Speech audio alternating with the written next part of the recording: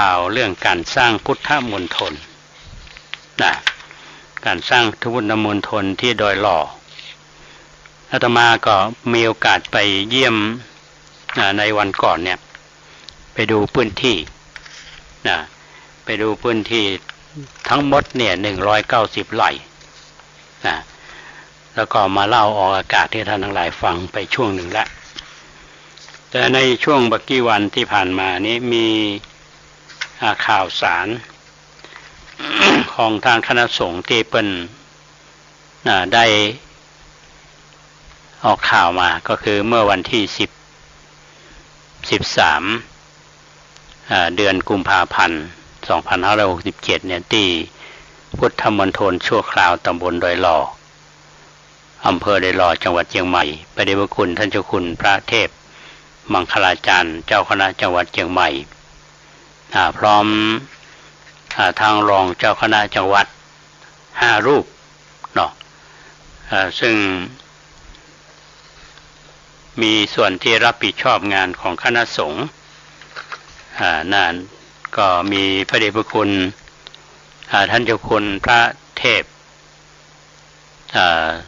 สิงหวรจารย์เป็นรองเจ้าคณะจังหวัดฝ่ายเผยแผ่พระเดชพระคุณท่านเจ้าคุณพระราชโพธิวรคุณด็อกเตอร์รองเจ้าคณะจังหวัดเชียงใหม่ฝ่ายสาธารณูปการแล้วก็พระเดชพระคุณท่านเจ้าคุณพระราชรัชมุนีรองเจ้าคณะจังหวัดเชียงใหม่ฝ่ายสาธารณศึกษาพระเดชพระคุณท่านเจ้าคุณพระสุวรรณเมธีด็อกเตอร์รองเจ้าคณะจังหวัดเชียงใหม่ฝ่ายการศึกษาสงเคราะห์แล้วก็ท่านพระเดชพระคุณท่านเจ้าคุณพระวิมลมุนีด็อกเตอร์รองเจ้าคณะจังหวัดฝ่ายสาธารณสงเคราะห์พร้อมกับเจ้าคณะอำเภอเลขานุการของรองเจ้าคณะอำเภอได้มีการประชุมพร้อมกับหน่วยงานทางราชการมีท่านรองผู้ว่าราชการจังหวัดเชียงใหม่ท่านผู้อำนวยการสำนักงานพระพุทธศาสนาจังหวัดเชียงใหม่กำนันผู้ใหญ่บ้านที่อำเภอดอยหล่อและหน่วยราชการก็ประชุมมีความคืบหน้าท่านผู้ฟังเป็นที่น่ายินดีนะพระเดชพระคุณท่านเจ้าคุณพระเทพมังคลาจารย์ซึ่งเป็นผู้ที่มีความประสงค์ในอันที่จะทำให้สถานที่อย่างนี้เป็นพุทธมณฑลผู้ใดท่านสำนักงานพระพุทธศาสนาแห่งชาติโดยเป็นส่วนงานที่รับผิดชอบโดยผู้ว่าราชการจังหวัดเชียงใหม่เนี่ยท่านก็มีความเห็นชอบก็ได้ทำหนังสือถึงอธิบดีกรมธนารักษ์ขอใจที่ลาดพัสดุเนี่ย1,190 ไร่เป็นที่สร้างพุทธมณฑลก็คิดว่าเมื่อเท่าใดทางท่านอธิบดีก็คงจะได้มีหนังสือตอบรับมาแล้วก็ คงจะได้ดำเนินการนี่เป็นงานพระพุทธมณฑลที่สร้างที่บ้านโถกเสือตำบลดอยหล่ออำเภอดอยหล่อจังหวัดเชียงใหม่นะในส่วนความคืบหน้าต่างๆนั้นในรายละเอียดของข่าวที่มีอยู่นั้นท่านก็สามารถที่จะรับข่าวสารได้ในรายละเอียดแต่วันอาทิตย์หน้าเนี่ยธรรมาภาพจะนำรายละเอียดมาเพิ่มเติมไปทั้งหลายได้รับทราบเพื่อว่าเราจะได้มีส่วนในการสร้างพุทธมณฑลในบริเวณนั้นมันจะมีคล้ายกับเป็นศูนย์ศูนย์รวมอาจจะมีหอประชุมของคณะสงฆ์อาจจะมีคล้ายเป็นสังเวชนียสถานที่ประสูติตรัสรู้และปรินิพพานอะไรอาจจะมีตรงนั้นนะเป็นสิ่งที่ชาวเชียงใหม่เนี่ยทั้งคณะสงฆ์และทางฝ่ายบ้านเมืองเนี่ยเราก็จะต้องช่วยกันนะเป็นพุทธมณฑลของจังหวัดเชียงใหม่ทีนี้ข่าวหนึ่งท่านผู้ฟังเป็นข่าวที่อาตมาเคยนำมาเสนอให้ท่านทั้งหลายได้รับทราบ นะก็คืองานพิธีพระราชทานสัญญาบัตรพัดยศผ้าไตรประจำปี 2566คือเปิ้นเฮือเมื่อปี 2566เนาะแต่ว่าจะถวายจัดงานในวันที่ 25 มีนาคม 2567 เวลาบ่ายโมงในวันนั้นสมเด็จพระอริยวงศาคตายานสมเด็จพระสังฆราชสกลมหาสังฆปรินายกทรงโปรดให้มีพระบัญชามอบให้สมเด็จพระมหาวีระวงศ์ปฏิบัติหน้าที่แทนเป็นประธานในพิธีพระราชทานสัญญาบัตรพัดยศผ้าไตรแก่พระสงฆ์ในเขตปกครองหนเหนือที่วัดพระธาตุศรีจอมทองอำเภอจอมทองจังหวัดเชียงใหม่เป็นพระสงฆ์ที่ได้รับพระราชทานสมณศักดิ์เมื่อปีที่แล้วเนาะก็จะมาฮับกันนี้ใช้โดยเฉพาะคนเหนือ คนเหนือนี่ก็ตั้งแต่นครสวรรค์ขึ้นมาท่านผู้ฟังก็จะมาพร้อมกันที่วัดพระธาตุศรีจอมทองในข่าวแนมข่าวหนึ่งก็คือการฝึกซ้อมพระอุปัชฌายะภาค7เนาะของภาค7นี่เขามีเชียงใหม่ลำพูนแม่ฮ่องสอนซึ่งมีการฝึกซ้อมกันอยู่ที่วัดศรีสุดาเชิง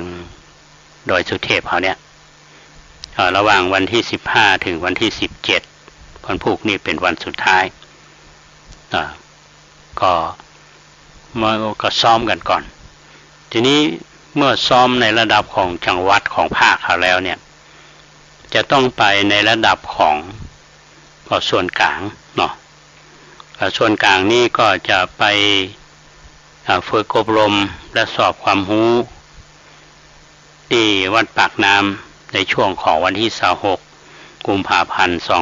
2567ถึงวันที่1มีนาคม2567นี่ไปกรุงเทพทีนี้พอผ่าน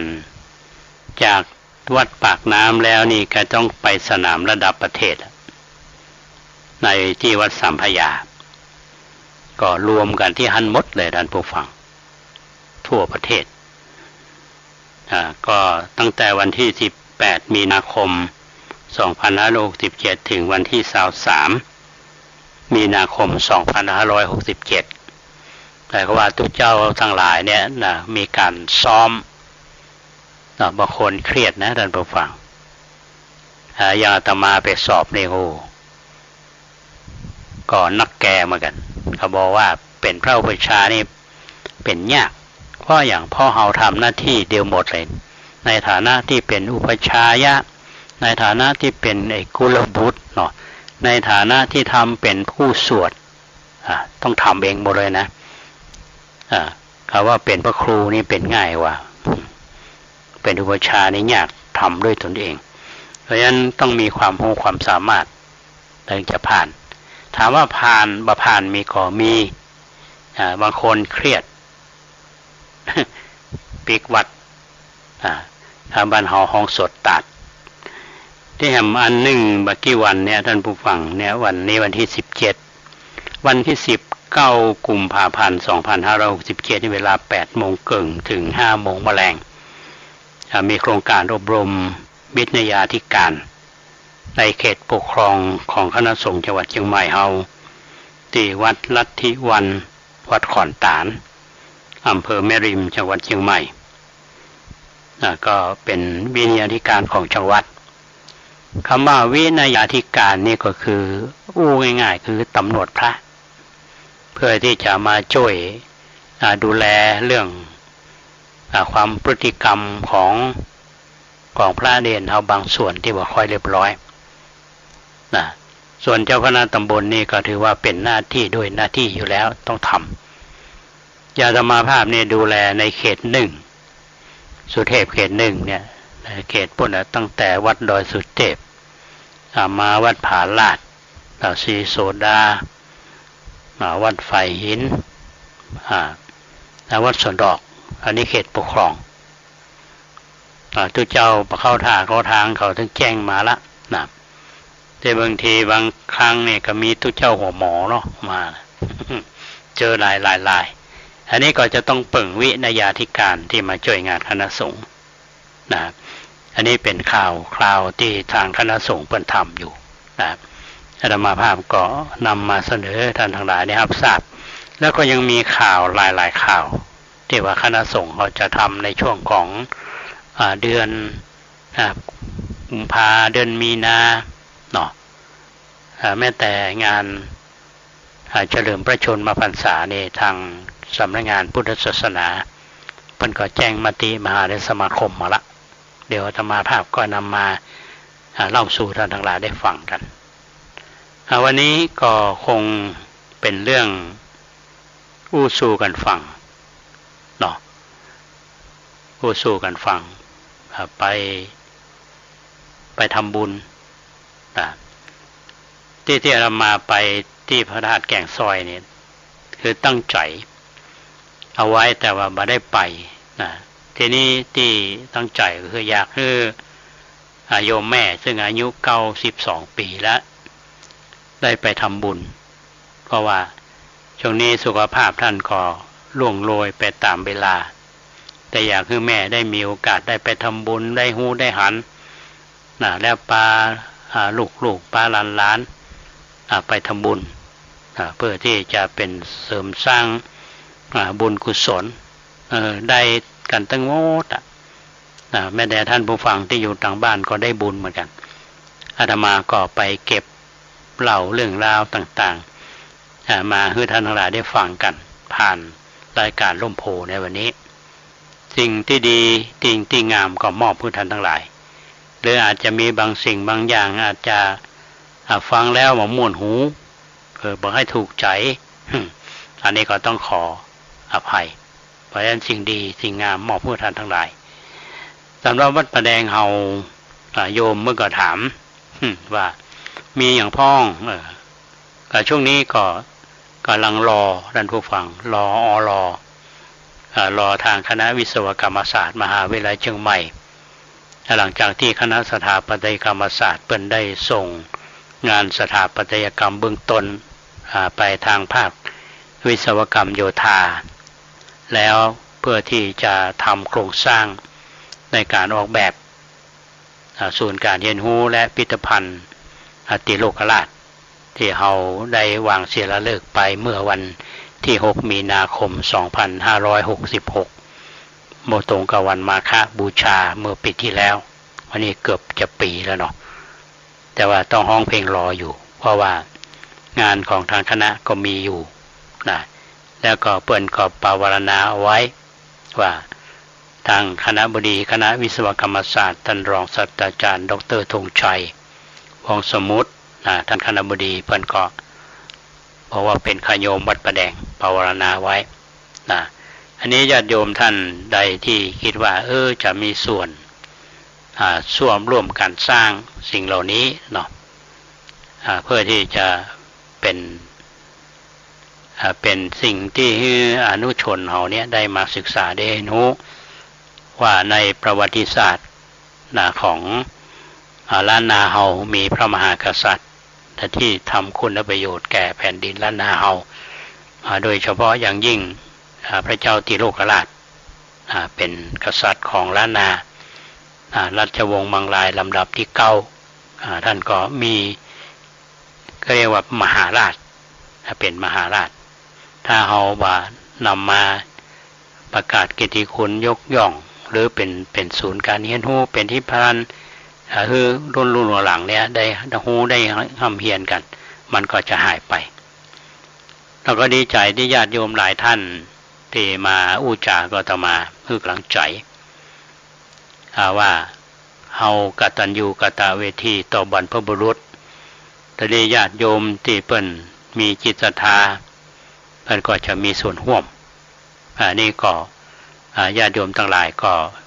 เตรียมเนาะเพื่อที่จะร่วมบุญกันสร้างสิ่งเหล่านี้ให้มันอยู่ในกู้กับวัดประแดงเฮาเป็นศูนย์การเรียนรู้เพื่อหมู่เฮาทั้งหลายได้ทำคุณประโยชน์ร่วมกัน ท่านใดมียังจะแนะนำรายการก็ดีเนาะหรือทำบุญก็ดีก็โทรศัพท์มาได้ที่หมายเลข0818815690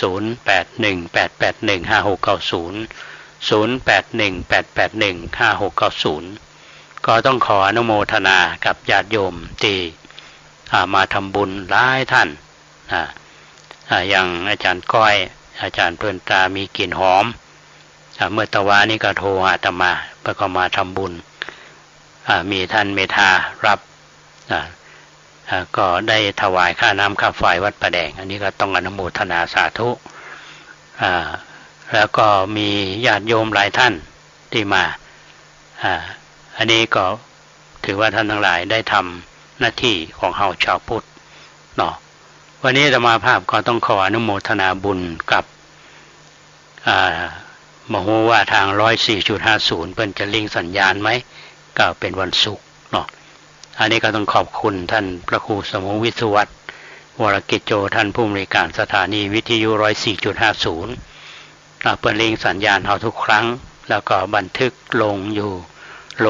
YouTube เนาะหลายท่านติดตามได้ที่ YouTube ของวัดไผ่หินเนาะรายการล่มโพเนี่ยแล้วก็อนุโมทนากับคุณเกษตรเพชรสำริดบก.ก้าวหน้านิววันนี้มาเยี่ยมกันที่วัดพาปราศัยกันหลายเรื่องแล้วก็อนุโมทนาบุญต่อยตีอยู่ที่บ้านมาเนี่ยทำหน้าที่เป็นช่างเทคนิคให้เฮาแล้วก็อนุโมทนาบุญกับท่านผู้ฟังทุกท่านที่ติดตามรับฟังรายการมาจนถึงหน้าเวลานี้วันนี้อาจจะเลยเวลาไปหน่อยเนาะจบรายการแล้วก็ฟังข่าวจากสถานีวิทยุกระจายเสียงแห่งประเทศไทยวันนี้ขอความสุขสวัสดีจงบังเกิดมีแก่ท่านผู้ฟังทุกท่านเอาไว้ปากันใหม่วันอาทิตย์ขอความสุขสวัสดีจงบังเกิดมีแก่ท่านทั้งหลายโดยทั่วกันขอเจริญพร